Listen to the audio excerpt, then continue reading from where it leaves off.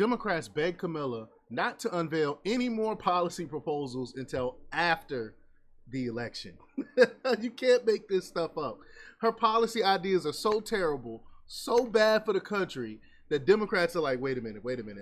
Let's keep it a secret. Let's hold off on any more policy reveals because the American people really don't deserve to see how terrible our plans are. You know, this is how much they disrespect you that they want to wait. They say, okay, vote for her first, and then we'll tell you what our ideas is. The Democrat Party is so corrupt, is so despicable, has so much disdain for the American people that they refuse to tell you what they plan on doing to you. I mean, this is crazy. This is unheard of. I've never seen a campaign run like this where they hide the person that's running, other than, you know, in 2020 when they hid Biden. But they doubling down on that. They're hiding Kamala Harris. But at least with Biden, he did kind of a little bit. He did talk about his policies. With Kamala, they're trying to not do that because they know most Americans, the majority of Americans, wouldn't go for it. So this tells you that they are really trying to slow walk us into communism, into socialism. So we're gonna talk about it. We're gonna show some clips. But before we get started, go ahead and hit that like button, share this out so we can get this information out there. Subscribe if you're not already a subscriber, and hit that alarm bell so you know when I'm putting out new stuff. Also, check out my link tree in the description. It has a link to my Patreon. That's where I talk about things that I can't talk about here. I just posted a new video there today, so check that out. Also follow me on X where I post news and my thoughts throughout the day there. All right, so let's talk about this news now. This comes from InfoWars' Jamie White. And they report that Democrat lawmakers are begging Kamala Harris not to release any more policy proposals until after the election. You know, kind of like Obamacare will tell you what's in it after you pass the bill. Like, this is the most undemocratic thing, and they call themselves the Democratic Party, and they are the most undemocratic people in the world. It's crazy. But Democrat lawmakers, in other words, Democrats want Americans to vote for Harris first before finding out exactly what she stands for. A signature Democrat tactic. That's why they refuse to talk about policy. That's why you have people caping for her like Ricky Smiley telling black folk to vote for her because of her skin color and don't mention any type of policies that's supposedly supposed to help people. Democrats are worried about losing the House and Senate in addition to the White House, and wants Harris to take her, quote, basement campaign strategy of avoiding the press to the next level by not letting voters even know her policies until after Election Day, Politico reported Friday. Polls show 70% of registered Democrats and independents who voted for Joe Biden in 2020 are ignorant of many of Harris's controversial and radical positions, and Democrat lawmakers are seeking to exploit that. I mean, that's just crazy. 70%, how do you vote? How do 70% of the people vote for you and don't even know where you stand on issues? I don't understand that. This is crazy to me. That's real low information voters. Now they tried, and it's funny, CNN tried to say that the people that were in the barbershop that day that they were interviewing were telling people why they were supporting, some of them were supporting Trump, and they told you why they supported Trump and talked about policies, but yet, and then they called them, and then CNN said, well, those are low information voters. That's not low information. They told you why they were voting for Trump. They told you the policies that they agree with. This shows that the people that are voting Democrat are actually the real low information voters. They don't know anything about policy. But Politico reported congressional Democrats are largely content to wait until after the election for Kamala Harris to drill down on her policy agenda. As she picks up the mantle from President Joe Biden and heads into an energized convention next week, the Democratic nominee is slowly rolling out some policy proposals and disavowing some of her former positions. But mostly she's leaning into a general positive message that has wider appeal, specifically because it's light on the details. This is how much they disrespect you, that they're not going to tell you where they really stand.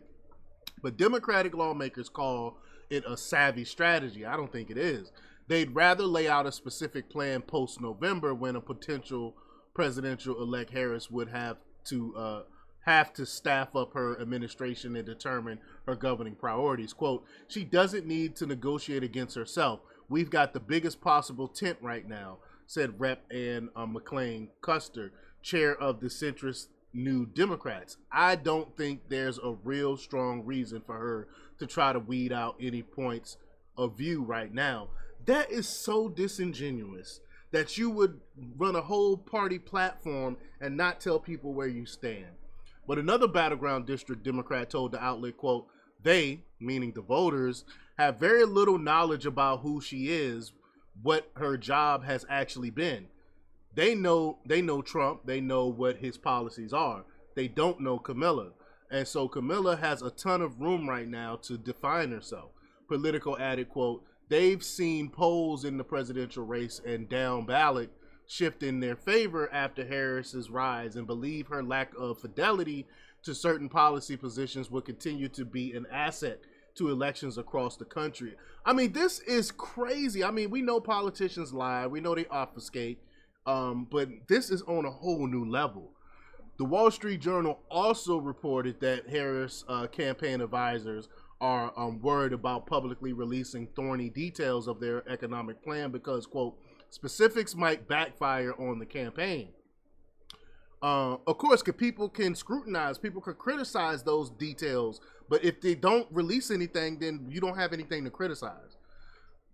It's not difficult to see why Democrats are terrified of revealing the real Kamala. CNN and the Washington Post have already outright condemned Harris's proposal to impose communist-style price controls on food via legislation aimed at banning so-called price gouging at grocery stores, which she announced on Friday. I already played this clip yesterday, but I'm going to go ahead and play it again. Here we go.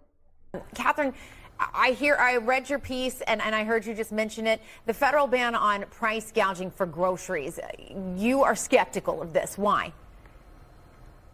Well, first of all, nobody can explain what price gouging means. It's like that old line about pornography. I know it when I see it, in the sense that what does it mean to have an excessive price or an excessive profit margin? That seems to be shorthand for a price or a profit margin that bugs me. That seems too high.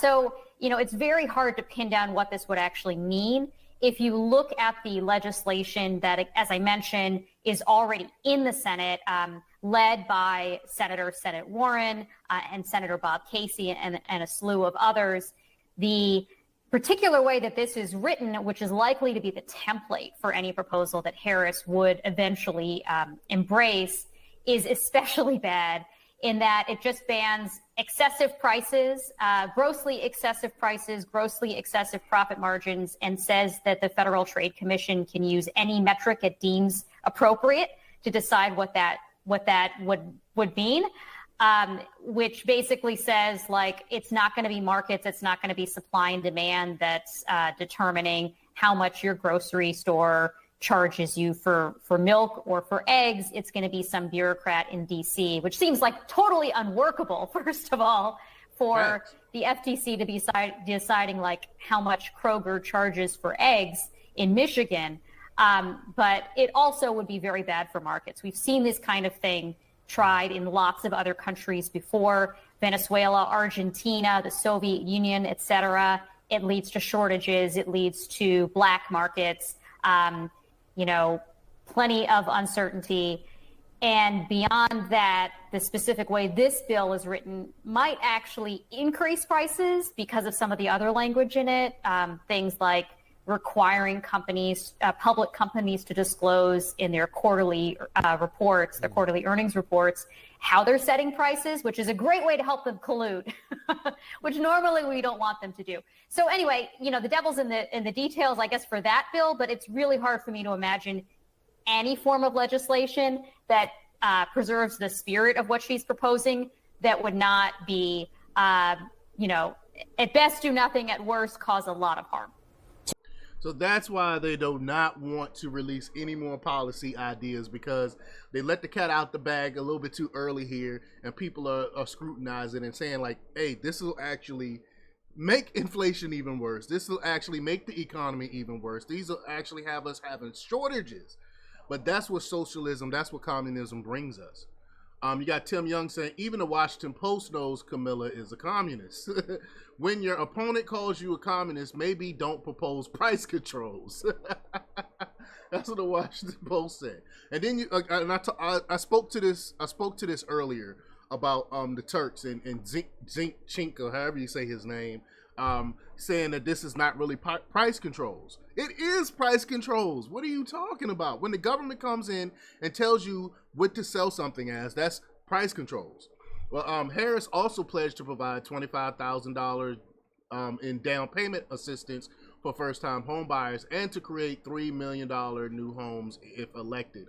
All policy proposals that Socialist Senator Bernie Sanders praised her for on Saturday. Two other policies she stole from the Trump campaign: the no tax on tips policy and the $5,000 tax credit for families, which she bumped up to $6,000. And former President Donald Trump railed against Harris's radical economic agenda on Saturday. He said, quote, "If you think things are expensive now, they will get 100 times worse if Kamala gets 4 years as president. Under her plan, Kamala will implement Soviet-style price controls," Trump wrote on X. He goes on to say, "She will abolish private health care and make Californians' ridiculous tax policies the law of the land, meaning every American will be taxed up to 80% of their income. If you want more cash and less tax, vote Trump." 80%. Imagine 80% of your check gone to the government. Someone who will take that money and give it to other countries that don't deserve it, while other Americans are sitting here suffering. But the Harris campaign is already shaping up to be the most radical and least transparent campaign in modern history. The media hasn't interviewed Harris on television since June 24th, and the last time the press reportedly questioned her at a solo news conference was 8 months ago on December 2023. Deliberately hiding her policy platform from voters until after the election takes it a step further into a full-blown scam campaign. And that's exactly what's going on, because they know that she's terrible. They know her ideas are terrible. So they're going to hide her and hide her policies from the American people, which, if anyone is paying attention, should not. I don't understand, why would you give anyone your vote that disrespects you like this, that won't even sit down and tell you where they stand. But leave your comments down below. Let me know what you think. And check out jjthepsychotherapist.com for the latest in news. Until next time, peace.